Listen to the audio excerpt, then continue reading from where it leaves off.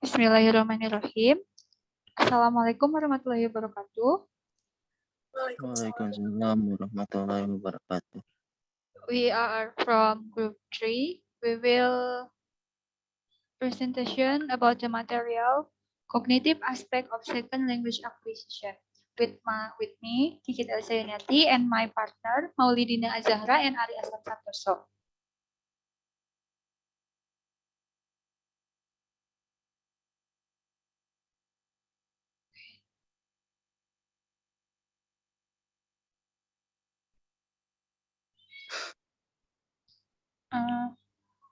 From the content of this material is the first introduction, second paradigm in cognitive second language acquisition, then symbolism, then connectionist,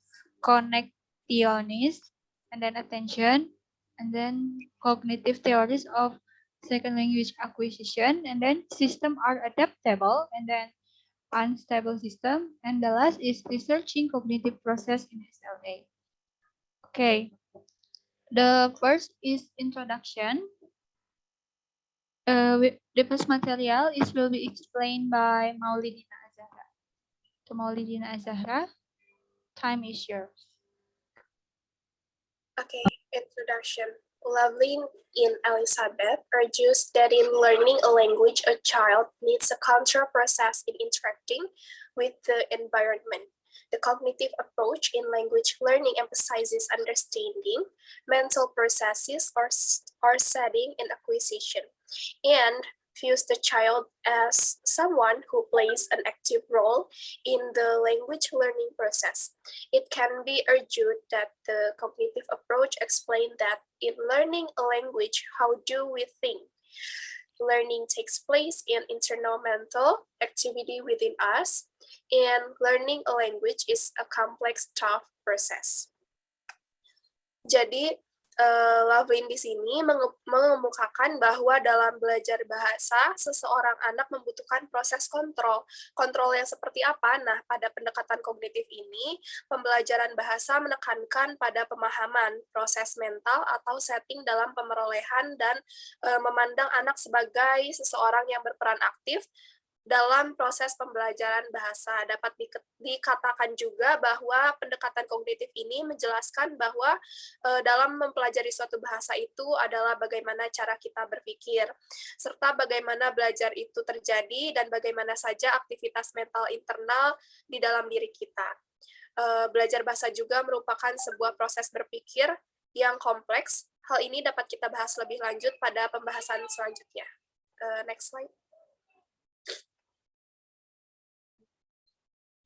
Paradigms in cognitive SLA. A paradigm is the set of practices that define a particular approach to investigating a given phenomenon. Within cognitive SLA, it is possible to distinguish two distinct paradigms. There is symbolism and connectism. Jadi, praktik-praktik dalam kognitif SLA ini menyangkut jenis pertanyaan yang diajukan, jenis data apa yang perlu dikumpulkan untuk menjawabnya, dan bagaimana data ini akan ditafsirkan.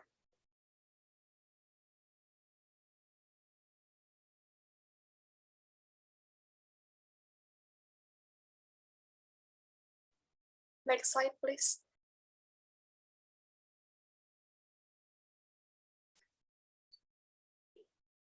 Next slide.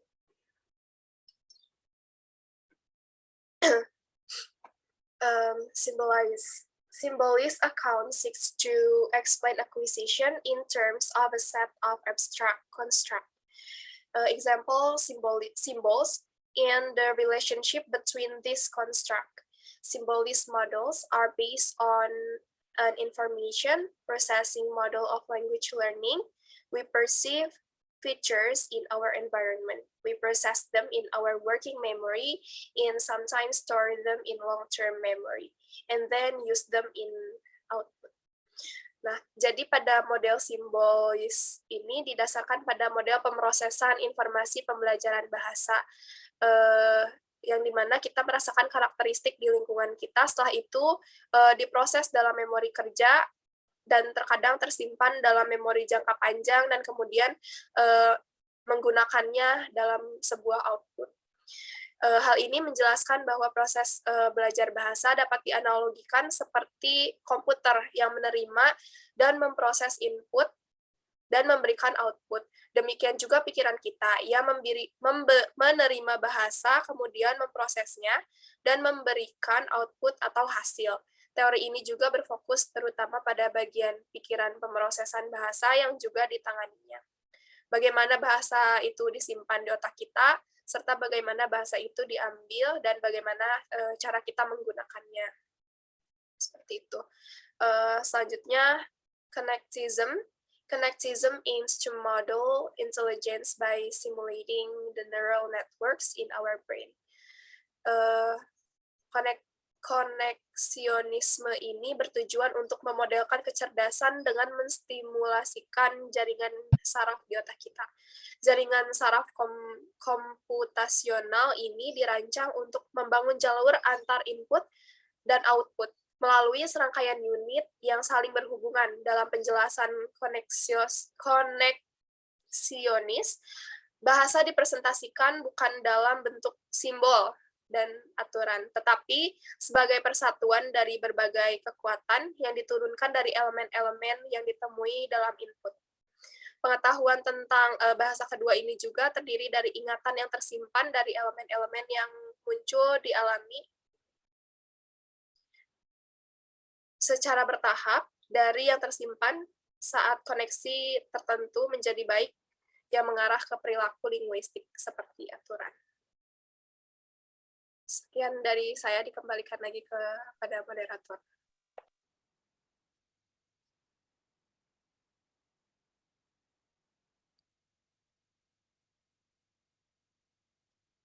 Okay, for the next material about attention in SLA will be explained by my partner, Ari Asan. Ari, screen is yours. Okay, for the next material is about attention in second language acquisitions.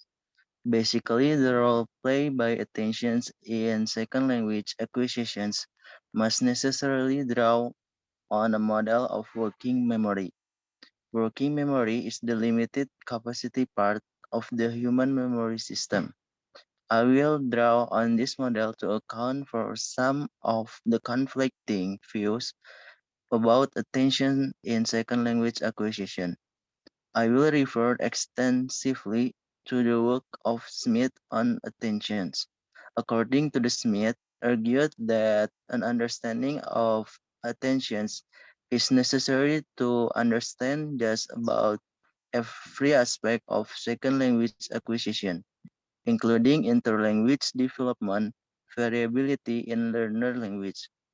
Jadi, pada dasarnya, peran yang dimainkan oleh perhatian dalam second language acquisition tentu harus mengacu pada model memori kerja. Memori kerja di sini adalah sebuah bagian kapasitas terbatas dari sistem memori manusia. Saya akan menggunakan model ini untuk menjelaskan beberapa pandangan yang bertentangan tentang sebuah attentions dalam second language acquisition. Saya akan merujuk secara luas pada karya Smith, yang dimana Smith berpendapat bahwa pemahaman tentang attentions diperlukan untuk memahami hampir semua aspek pemerolehan second language, termasuk perkembangan antar bahasa, variabilitas dalam bahasa pelajar, dan lain-lain. Next slide.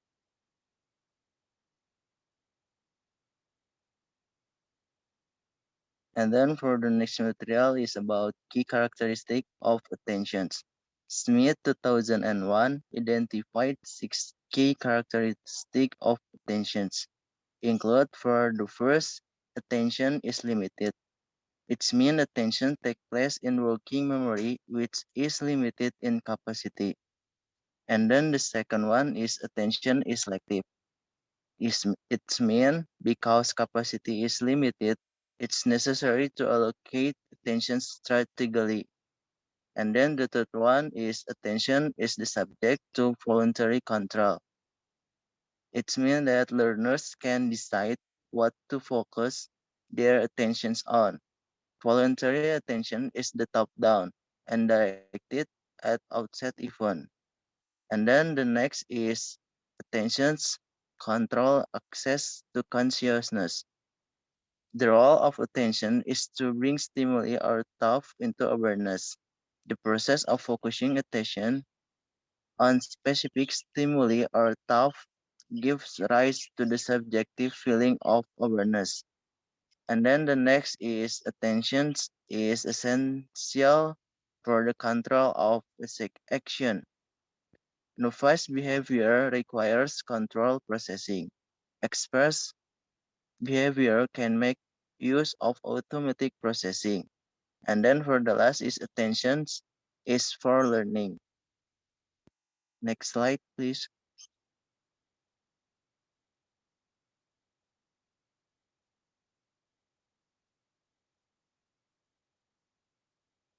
And then for the next material is about two second language acquisition theories of attentions. For the first theories is from Smith's hypothesis. He distinguishes perceptions and noticing. He acknowledged that while perceptions need not involve consciousness, noticing is necessarily conscious. That is, while learners may be able to perceive elements in the input without conscious intentions, they will not be able to process this information for storage in long-term memory unless they consciously attend to it. And then for the second series is from Tomlin and Villa's theory. Tomlin and Villa distinguishes three distinct attentional processes. The first one is alertness, which involves a general readiness to deal with incoming stimuli and is closely related to the learner's affective state.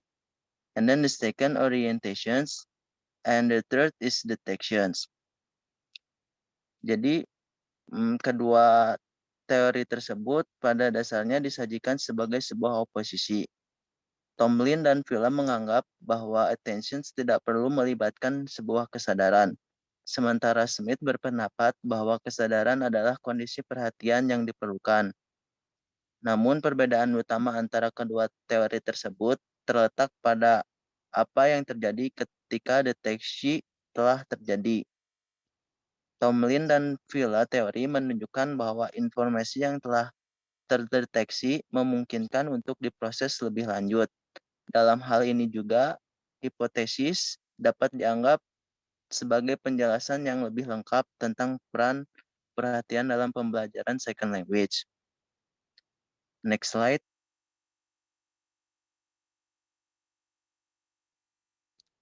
And then for the next material is about detections and executive control. The first one is detections. The key constraint in both theories is detections. Detection is the cognitive registrations of informations in short-term memory. It can be seen as the first stage in a theory of attentions. What is not detected cannot be subjected to further processing. Jadi, detection ini merupakan kunci konstruk dari kedua teori di atas. Detection di sini berarti sebuah proses kognitif yang menerima informasi dalam memori jangka yang pendek. Ini dapat dilihat dari tahap pertama dalam teori perhatian tersebut. Dengan kata lain, apa yang tidak dapat terdeteksi tidak bisa diproses lebih lanjut. Kemudian yang kedua, executive control. As Smith make clear, noticing also entails executive control process which it can be argued make possible from meaning mapping, symbolic formation, and understanding. Hal ini juga executive control juga disarankan oleh Robinson yang dimana harus melibatkan sebuah proses latihan. Latihan di sini melibatkan pemrosesan berbasis instan dan berbasis data, dan juga latihan elaboratif yang melibatkan pemrosesan berbasis skema yang didorong secara konseptual. Next slide. Kemudian materi selanjutnya adalah cognitive theories of second language acquisitions. Cognitive theories of second language learning address how attention leads to change in second language representations, and therefore draw heavily on the construct and research. We begin by considering how implicit and explicit learning differ, and then move to skill learning theory and processability theory, and conclude by examining complex adaptive system theory. Next slide.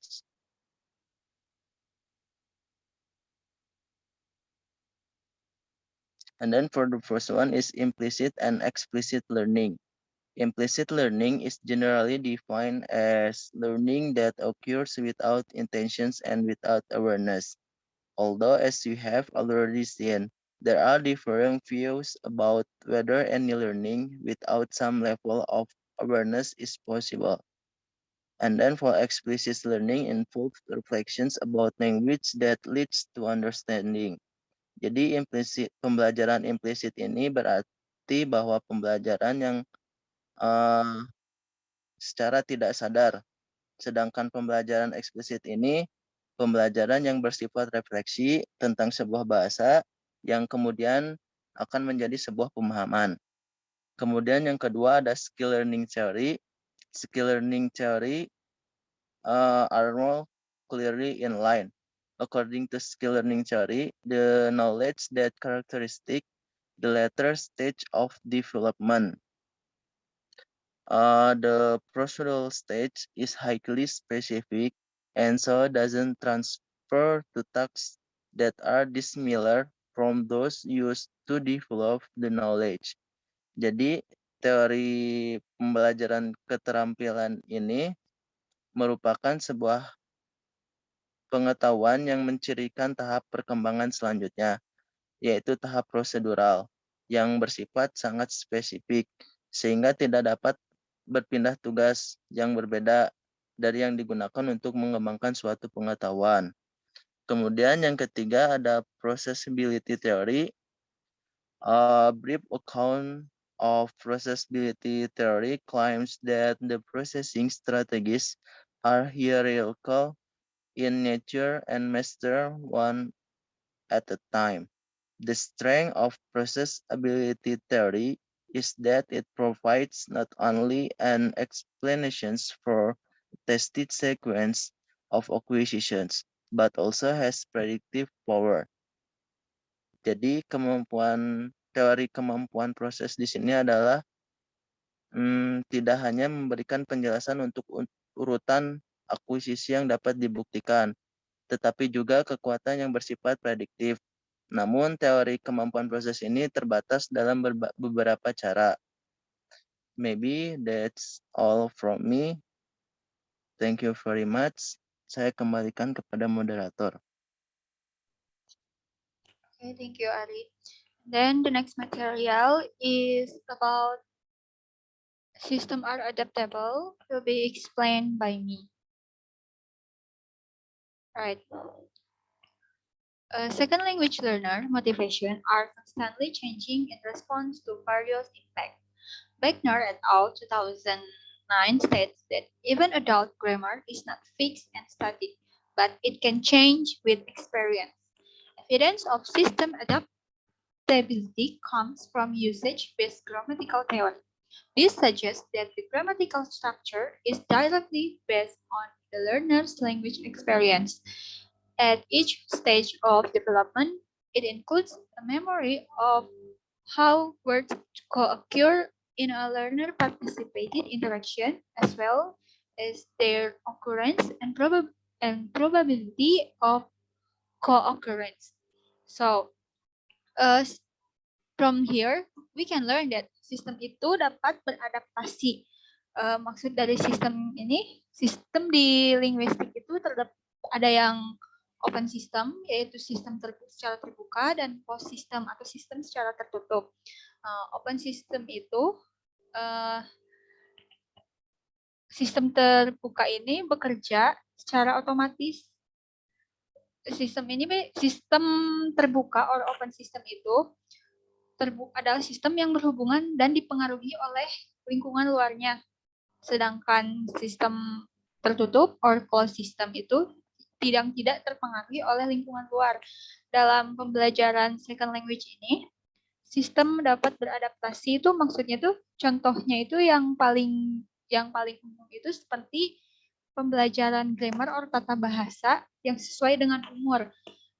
We can see if kids itu tata bahasanya itu masih sedikit berantakan gitu, like kids in age 1 until 5 years itu tata bahasanya itu masih berantakan. Jadi jika mereka berbicara tuh pasti si tata bahasanya tuh masih masih harus diperbaiki gitu sedikit-sedikit, kayak mom I want to mom like this mom in here.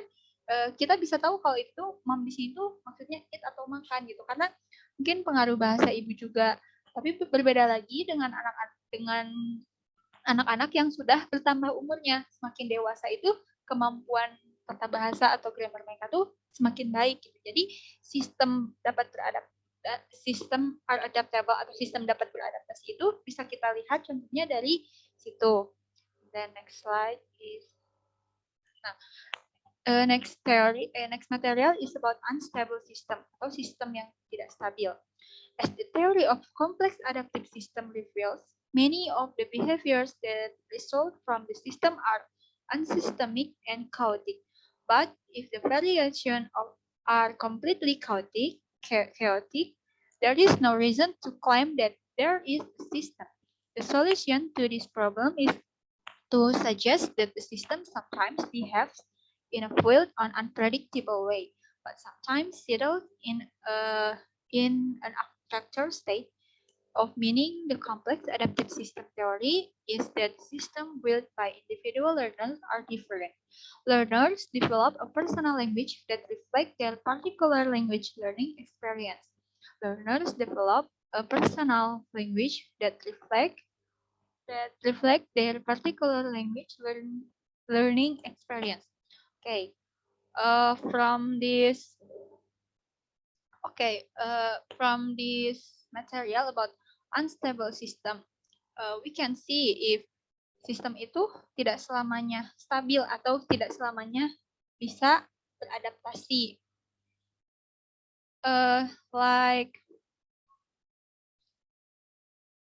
perilaku like in second language acquisition, dalam pembelajaran bahasa kedua itu terkadang ada beberapa faktor yang mempengaruhi ke sistem gitu. Jadi sistemnya itu tidak stabil. Contohnya itu seperti motivasi. Nah, motivasi ini dapat mempengaruhi sistem kan, sistem belajar seseorang, sistem belajar bahasa kedua seseorang. Seperti ada seseorang yang motivasinya rendah, ada seseorang yang motivasinya tinggi. Itu tergantung dari orangnya masing-masing. Jika motivasi seseorang itu tinggi, otomatis kemampuan mereka untuk mempelajari second language ini akan lebih cepat gitu. Tapi jika seseorangnya memiliki motivasi yang rendah atau seperti terpaksa dalam mempelajari second language ini, otomatis mereka ini akan pembelajarannya itu ya salah-salah. Jadi mereka tuh banyak tertinggal daripada orang yang memiliki sistem yang memiliki motivasi tinggi. Itu motivasi itu dapat dijadikan salah satu contoh unstable system. And then the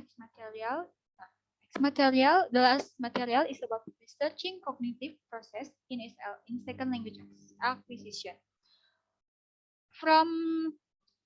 In second language acquisition itu terdapat 3 penelitian. The first is modeling second language acquisition, and the second is neuropsychological research, and then the last is eye tracking. Okay, the first is modeling second language acquisition. Modeling is a tool that has figured strongly in cognitive second language acquisition. Modeling itu salah satu alat yang biasa digunakan dalam penelitian kognitif. Kognitif itu seperti yang sudah dijelaskan oleh rekan-rekan saya sebelumnya, kognitif itu mengenai pemikiran gitu.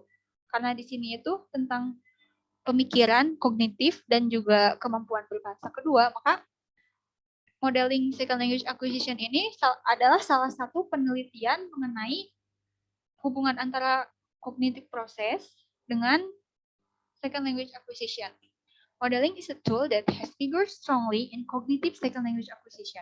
In some studies, computer models have been built to stimulate what occurs during actual learning tasks and to examine whether the learning outputs of this model accord with those reported in descriptive second language studies. A good example from this approach can be found in Nelson 2013. He devised a computer simulation of lexical learning to test the theoretical claim that there is clear distinction between the storage of phonological or orthographic form of words and its meaning as proposed in Jiang's 2000 model, which we considered earlier in this chapter. The simulation involved feeding in translation pairs, English-Spanish, along with 48 other words that were related either formally or semantically. Permodelan itu alat yang sangat berpengaruh dalam SLA. Dalam beberapa penelitian biasanya di modeling ini itu menggunakan menggunakan komputer biasanya. Entah itu bagaimana, Nah, dalam modeling second language acquisition ini, penelitiannya itu Nelson ini berpendapat bahwa simulasi komputer itu dapat digunakan untuk menguji claim model symbiotic representation in second language. Then for the next material is about neuropsychological research. Okay. What is neuropsychological. Sorry. In neuropsychological research. Okay. Neuropsychological second language acquisition aims to identify the neurological mechanism and circuits in the brain that are responsible for regularly occurring linguistic behavior. Di dalam yang tadi neuropsikologis itu bertujuan untuk mengidentifikasi mekanisme dan sirkuit neurologis di otak yang bertanggung jawab atas perilaku linguistik yang terjadi secara teratur. Nah, berarti di dalam penelitian neuropsychological ini banyak dilakukan oleh peneliti-peneliti yang biasanya meneliti mengenai kemampuan otak manusia. Contohnya itu seperti orang yang memiliki riwayat penyakit yang mudah lupa, pikun, or what is pikun and Alzheimer. You know Alzheimer. Alzheimer ini bisa diteliti gitu. Neuropsychological ini kan tujuannya untuk mengidentifikasi neurologis yang ada di dalam otak. Nah, otomatis orang-orang yang terkena penyakit Alzheimer itu akan berbeda gitu dengan orang yang normal. And then the next is eye tracking. Eye tracking atau pelacakan mata. In eye tracking ini merupakan metode baru yang digunakan untuk menyelidiki pemrosesan kognitif, yaitu dalam second language acquisition. Nah, di eye tracking ini biasanya digunakan sebagai untuk mendapatkan informasi secara visual, karena eye tracking jadi menggunakan mata gitu, pelacakan mata. Eye tracking ini digunakan untuk pelacakan informasi atau mendapatkan informasi secara visual, seperti yang diketahui karena materi kita ini mengenai kognitif. Nah, eye tracking dengan kognitif ini sangat berhubungan. Seperti in eye tracking ini kita itu misalkan salah satu murid yang disuruh membaca sebuah informasi dari gambar. Nah, informasi ini kan berupa visual. Nah, eye tracking ini bisa digunakan gitu. Kognitif itu kan kemampuan berpikir kita gitu. Jadi kita itu menerjemahkan informasi visual itu ke dalam second language acquisition. Okay, next is okay guys, that's enough for our presentation. Thank you for your all attention. And sorry if there are some mistake. Assalamualaikum warahmatullahi wabarakatuh. Waalaikumsalam warahmatullahi wabarakatuh.